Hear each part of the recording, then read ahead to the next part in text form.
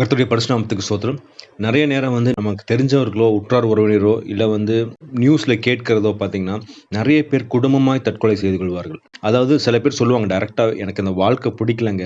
வாழ்க்கை ரொம்ப கசக்குது. நான் ஏன் வாழ்றேன்னே எனக்கு தெரியல. நான் பேசாம என்னோட உயிர நான் எடுத்துறலான்னு சொல்லி நான் பார்க்கிறேன்னு" சொல்லிட்டு நிறைய பேர் அந்த அந்த எண்ணத்திலேயே சுத்திக் கொண்டிருப்பாங்க. இதெல்லாம் யார் கொண்டு வர்றதுன்னா, சாத்தான் தான்.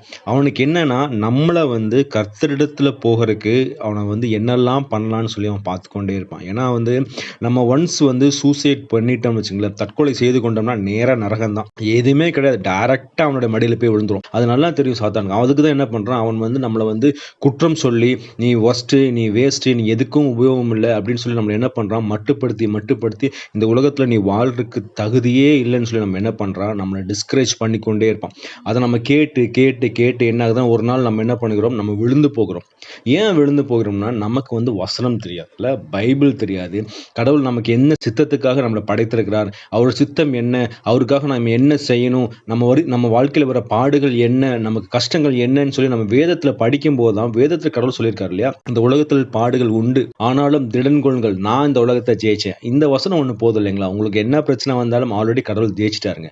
நமக்கு என்ன வேணும்னா, அப்பாட்ட போகணும். அப்பா, எனக்கு இந்த பிரச்சனை, என்னால் இதை சால்வ் பண்ண முடியல, எனக்கு நீங்க ஹெல்ப் பண்ணுங்க. அந்த ஒரு வார்த்தை மட்டும் தான் நம்ம வாயிலிருந்து வரணும், நம்ம இதயத்தில் வரணும். இதெல்லாம் சாத்தானுக்கு தெரியும். இன்னைக்கு ஐயோ, இவன் எப்படியாவது கடவுள்கிட்ட போயிடுவானே, கடவுள் இவனை வச்சு நிறைய காரியங்கள் செய்வாரு, இவனை நம்ம எப்படியாவது அமைக்கிறணும்னு சொல்லி என்ன பண்ணுவான், அவனை நம்ம கீழே தள்ளி கொண்டே இருப்பான். நான் என்னோட ஃப்ரெண்ட்ஸோட சாட்சி நான் ஷேர் பண்ணேன். அவர் அப்படிதான். அவருடைய வேலையில் ஒரு பிரச்சனை, அந்த வேலையின் நிமித்தம் அவருக்கு பெரிய ஒரு லாஸ் இல்லையா, கிட்டத்தட்ட கோடிக்கணக்கான லாஸ் வந்துருச்சு அவர் வேலையில். அவர் மூலியமா அவர் என்ன பண்றாரு, எங்கேயோ போகும்போது அவருக்கு பின்னாடி சாத்தா சொல்றான், இதெல்லாம் முடியாது, இந்த பிரச்சனை உன்னால சால்வ் பண்ண முடியாது, பேசாம என்ன பண்ணி ட்ரெயின்ல இருந்து கீழே செத்துரு. இந்த வார்த்தைகள் அவருக்கு கேட்டுக்கொண்டே இருக்கு.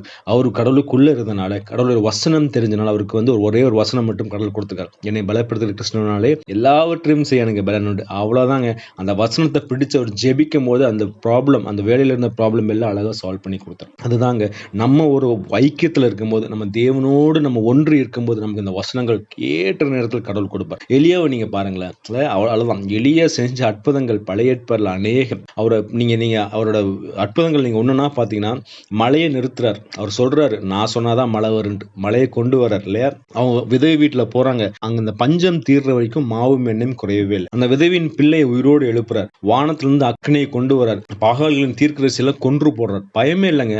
பாகால்கள் தீர்க்கதரிசின்னு யாருன்னு நீங்க பாத்தீங்கன்னா, ராஜாவுடைய தீர்க்கதரிசிகள் இல்லையா, ஜெசபேலுடைய தீர்க்கதரிசிகள், அதுக்கெல்லாம் பயமே படல. அதே மாதிரி 2 முறை வானத்திலிருந்து அக்னியை கொண்டு அவரை பிடிக்க வருகிற ராணுவ வீரர்கள் எல்லாம் கொன்று போடுறார். அதே மாதிரி யோர்தான் நதியை 2ஆ பிரிக்கிறார், வானத்துல அக்னியில ஏறி போறார். எவ்வளவு பெரிய அற்புதம் அடையாளம் செய்த மனுஷன், ஜெசபேல் இவங்களை கொன்று போடுவாங்கிற அந்த ஒரு பயம் வந்த உடனே ஓடி போய் என்ன பண்ணுகிறார், சூறை செடிகளை போய் படுத்துக் கொள்றார். அதுதான், அதாவது நம்ம எவ்வளவுதான் ஜெபம் பண்ணாலும், எவ்வளவுதான் கடவுளுக்கு வல்லமையா இருந்தாலும், இந்த சாத்தா என்ன பண்ணுவான், நம்மளை எப்படியாவது அமைக்கிடலாம். ஏன்னா எலியா நீங்க பாத்தீங்கன்னா, அவர் மூலியமா வானத்திலிருந்து அக்னி எழுப்புறாரு.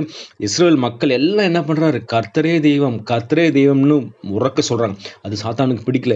ஐயோ, இவன் இவ்வளவு மக்களை உலகத்திலிருந்து தூக்கிட்டு கடவுளுக்கு நேராக கொண்டு வந்துட்டேன்னு அந்த ஒரு எரிச்சல் அவன் என்ன பண்றான், எப்படியாவது எலியாவை சாவடிச்சிடணும்னு சொல்லி என்ன பண்றான், அந்த ஒரு எண்ணத்தை கொடுக்குறான். நீங்க வசனத்தை வாசிச்சீங்கன்னா, 1 ராஜாக்கள் 19:4, போதும் கர்த்தாவே, என் ஆத்மாவை எடுத்துக்கொள்ளும் இல்லையா, அந்த தாட் வந்துருச்சு பாருங்க.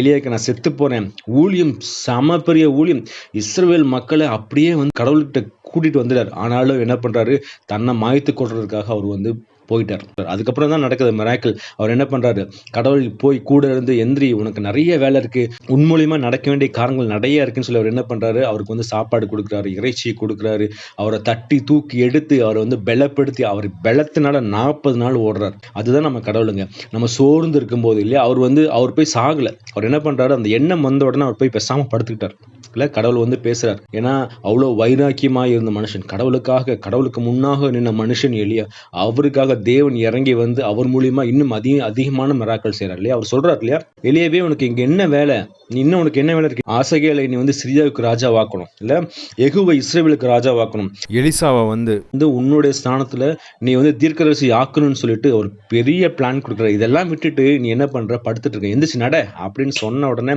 எந்திரிச்சு நடக்கிறார். அதுதாங்க, நம்ம தேவனிடத்துல போகும்போது இல்லையா, நிறைய நேரத்துல வந்து இந்த பிரச்சனைகள் வரும்.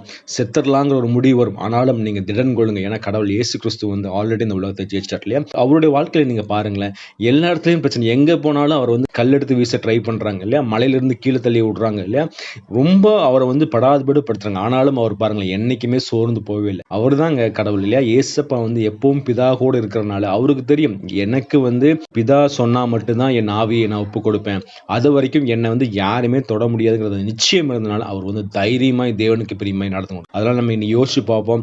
கடவுளுக்கு பிரியமில்லாத காரியங்கள் நம்ம வாழ்க்கையில் இருந்தால் அதை ரிமூவ் பண்ணிட்டு நமக்கு இந்த தாட்ஸ் வந்ததுன்னா நம்ம கடவுளோடு ஐக்கியமா இருப்போம். கடவுள் நம்மளுக்கு வந்து தட்டி தூக்கி எழுப்புவாருங்க. அவருக்காக நம்ம செய்ய வேண்டிய காரியங்கள் இன்னும் அதிகமா இருக்கு. நம்ம அவரோடு ஒன்றி இருக்கும்போது தேவன் நம்மளை இன்னும் அதிகமான மக்களை வந்து நம்ம மூலியமா அவர் வந்து கர்த்தரத்துல கூட்டிட்டு வருவார். கர்த்தர் தாமே வசனத்தை ஆசீர்வதிப்பாராக. ஆமென்.